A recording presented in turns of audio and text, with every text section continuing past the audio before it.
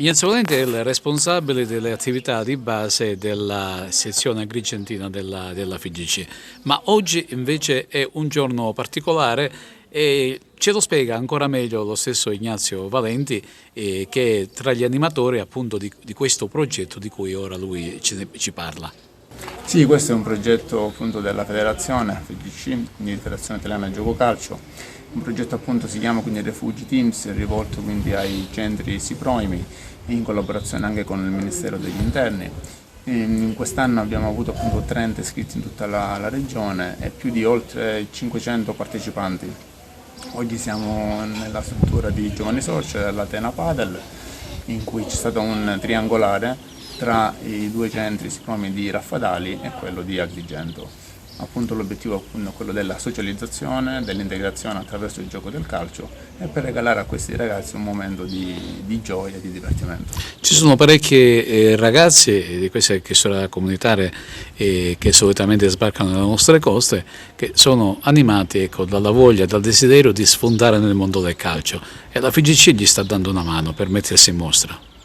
Assolutamente sì, molti di questi ragazzi naturalmente venendo da altre culture, da altri paesi, naturalmente il gioco del calcio è il gioco che è più popolare al mondo.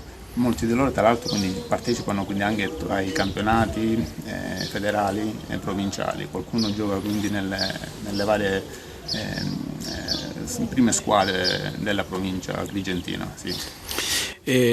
Molti di questi ragazzi, ecco, intanto parliamo di queste squadre, come si sta articolando questo mini campionato, chiamiamolo progetto, ma è pur sempre un campionato tra questi ragazzi di colore.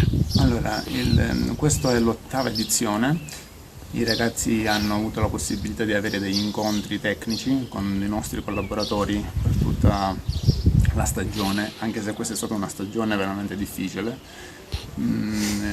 Dopodiché, oltre alle fasi di allenamento, si svolge quindi una fase interprovinciale in tutta la nostra regione, dopodiché ci sarà la fase finale, sarà una a Palermo e una a Gela. La vincente andrà a fare il torneo appunto nazionale. Quindi avranno la possibilità ancora di andare sempre più in alto, significa andare verso le città importanti come Roma, penso, suppongo? Sì, la fase nostra regionale si svolge appunto verso lo stadio comunale Renzo Barbera di Palermo, mentre la fase poi nazionale naturalmente è una manifestazione a livello di interesse, quindi molto più ampia visione. Ecco, sì.